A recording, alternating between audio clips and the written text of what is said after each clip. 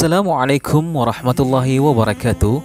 Alhamdulillah, Hashtag TV kembali lagi di hadapan Anda semua untuk memberikan informasi-informasi seputar dunia Islam yang mungkin belum Anda ketahui. Kali ini, Hashtag TV akan membahas tentang tempat-tempat paling misterius yang sampai kini keberadaannya masih menjadi teka-teki di seluruh penjuru dunia. Tempat-tempat apakah itu? Berikut ulasannya. Namun sebelumnya jangan lupa untuk klik tombol subscribe dan lonceng notifikasi agar Anda selalu mendapatkan informasi terbaru dari kami.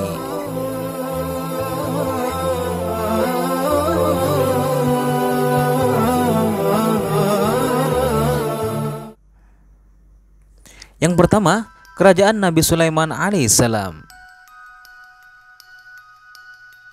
Nabi Sulaiman alaihissalam adalah putra Nabi Daud alaihissalam. Nabi Sulaiman dikenal sebagai seorang nabi yang sangat kaya dan memiliki kelebihan yang sangat jarang dimiliki oleh nabi-nabi sebelumnya. Sebagaimana dikisahkan dalam Al-Quran bahwa Nabi Sulaiman adalah seorang raja yang memiliki kekuasaan yang sangat luas. Istana Nabi Sulaiman alaihissalam disebut dengan nama Solomon Temple dalam literatur bangsa Yahudi. Saat ini, keberadaan Istana Sulaiman sudah tidak ada lagi karena runtuh, kecuali hanya tembok sebelah barat yang tersisa dari bangunan kuil atau istana yang masih berdiri. Oleh orang Yahudi, sisa bangunan kuil itu dinamakan dengan Wailing Wall atau tembok ratapan. Dalam beberapa riwayat, hancurnya istana Nabi Sulaiman alaihissalam itu bukan karena runtuh, tetapi diruntuhkan oleh orang-orang Yahudi yang sombong dan angkuh. Hal ini dijelaskan dalam Al-Quran Surat Al-Isra ayat 4-7. Dalam hikayat lain disebutkan bahwa istana Nabi Sulaiman alaihissalam menempati area yang sangat luas dan megah. Konon, pintu istana terbuat dari kayu zaitun dan cemara. Lantainya terbuat dari kaca dan emas. Warna bangunannya berwarna-warni seperti biru, ungu, hijau, kuning, dan lain-lainnya. Dalam versi Yahudi disebutkan bahwa warna biru mewakili langit, sedangkan merah mewakili bumi. Ungu, kombinasi dua warna, merupakan pertemuan dari langit dan bumi. Selain istana Nabi Sulaiman, konon di lingkungan istana terdapat bangunan lainnya seperti gapura yang terletak di sebelah barat daya. Istana Ratu Bilqis dan istana Nabi Sulaiman alaihissalam memiliki 32 pilar di pintu gerbangnya. Selain itu, ada pula ruang pengadilan, tempat tinggal para rahib, pintu masuk ke kuil, lapangan atau alun-alun, dan lain sebagainya. Ada versi yang menarik mengenai keberadaan istana Nabi Sulaiman alaihissalam.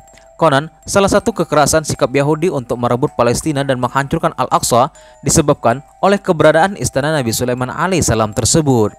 Menurut versi Yahudi, kuil Sulaiman merupakan lambang kekuatan sehingga sangat berguna dalam situasi terkini di dunia internasional. Mereka meyakini bahwa fondasi kuil Sulaiman berada di Masjid Al-Aqsa. Namun, karena sudah roboh, kuil ini tidak bisa dibangun kembali. Mengapa Yahudi sangat ngotot ingin menghancurkan Al-Aqsa? Konon, bukan Al-Aqsa yang menjadi persoalan, melainkan simbol dari kuil Sulaiman itu sebelumnya. Satu-satunya tempat yang bagus untuk membangun kuil itu terletak di Bukit Zaitun, di antara Masjid Al-Aqsa dan The Dome of Rock. Pembangunan kuil itu dianggap sangat penting oleh pihak Yahudi, terutama pengakuan atas bangsa Yahudi. Konon, kuil Sulaiman terletak di sebelah selatan The Dome of Rock, yaitu masjid yang dibangun oleh Khalifah Al-Walid dari dinasti Umayyah. Tempat ini pernah dipakai sholat oleh Khalifah Umar bin Khattab. Ia kemudian meletakkan sebuah batu, lalu dibangun kubah yang kemudian dikenal dengan nama The Dome of Rock di atas batu itu oleh Abdul Malik.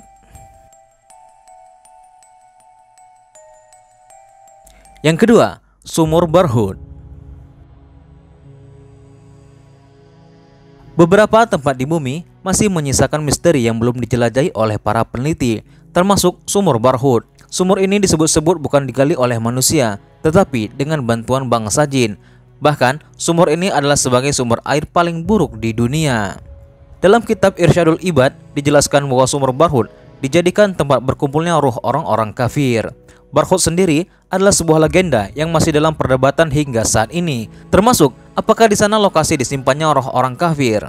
Lokasi sumur ini berada di lembah padang pasir bernama Barhut, Hadramaut, Yaman. Sumur Barhut sendiri dikatakan sebagai tempat awal munculnya kehancuran dunia dan menjadi tempat paling tidak bisa ditinggali. Sumur Barhut ini memiliki luas 100 meter persegi dengan kedalaman hampir 250 meter.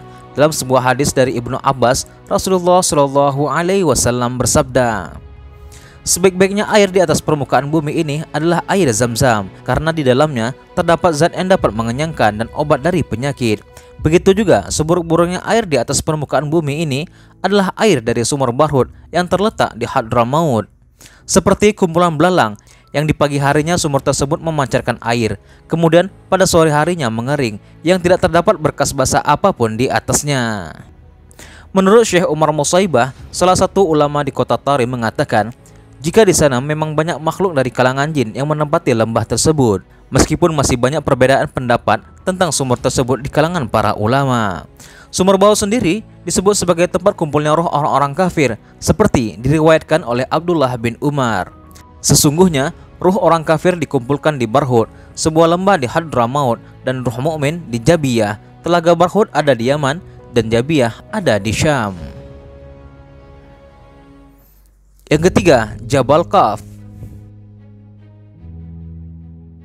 Seusai Isra Mi'raj dari Sidratul Muntaha di lapis langit ketujuh, di tengah perjalanan menuju bumi, Rasulullah SAW menyaksikan panorama yang teramat indah. Layaknya Blue Fire, tampak sinar biru membelah angkasa raya. Terpesona dengan panorama itu, Rasulullah SAW mengajak Jibril mengunjunginya. Dan ternyata sinar biru itu adalah gundukan gunung besar bernama Gunung Kaf atau Jabal Kaf. Al-Alusi mengilustrasikan Jabal Kaf sebagai gunung halimunan yang tak tampak oleh mata biasa. Itulah gunung misterius yang jarang orang tahu. Jabal Kaf adalah sejenis gunung berlapis hingga 70 lapis dengan model yang persis sama. Ibnu Asyur mengatakan bahwa warna biru langit berasal dari pantulan cahaya biru Jabal Kaf. Kaf adalah nama lain yang juga sering disebut sebagai penyebab gempa bumi. Bahkan ada yang mengatakan jika semua gempa bumi yang terjadi di muka bumi disebabkan olehnya. Lalu, siapakah Kaf? Menurut riwayat, ia adalah sebuah gunung misterius. Ia dikatakan begitu besar, bahkan jadi tiang penyanggah langit, dan gempa sendiri terjadi karena ia menggerakkan urat-uratnya. Menurut sebuah riwayat, Kaf lah yang paling masif di muka bumi. Definisi besarnya tidak begitu jelas, namun ia memiliki ukuran yang tak pernah bisa dibayangkan oleh manusia. Tapi sebagai gambaran soal besarnya, gunung-gunung yang ada sekarang seolah-olah hanya sebagai uratnya. Bisa dibayangkan, jika uratnya saja sebesar Gunung Kawi atau Kelut, maka Kaf sendiri tentu besar sekali. Maka tak heran, gara-gara perumpamaan ini, Kaf disebut sebagai bapaknya para gunung di muka bumi. Kemudian, bagaimanakah untuk bentuknya sendiri? Hal ini juga tidak diketahui pasti. Apakah menjulang seperti gunung-gunung pada umumnya atau berbeda? Tidak ada yang pernah tahu. Setelah tahu kalau ukuran Kaf begitu masif, pertanyaan selanjutnya adalah di manakah letaknya? Dengan fisik yang begitu besar, tentu cukup mudah untuk menemukan gunung ini. Mungkin secara logis demikian, tapi faktanya gunung ini juga masih misterius soal keberadaannya. Seolah ada sebuah tabir yang menutupi mata manusia dari gunung ini. Meskipun tidak diketahui secara pasti letak gunung ini, namun disebutkan kalau ia mengelilingi dunia. Mungkin analoginya seperti bagian tepi dari sebuah piring atau mampan berbentuk lingkaran. Keterangan ini pun akhirnya banyak dipakai oleh penganut bumi datar. Berangkat dari sini, Kaf kemudian disebut penyanggah langit, karena pada prinsipnya bumi datar cakrawala itu berbentuk kubah. Bagian langit yang bertemu dengan dataran berada pada sang gunung ini. Itulah beberapa tempat di dunia ini yang masih penuh dengan tanda tanya, dan mungkin suatu saat nanti misteri-misteri yang menyertai tempat tersebut akan terkuak.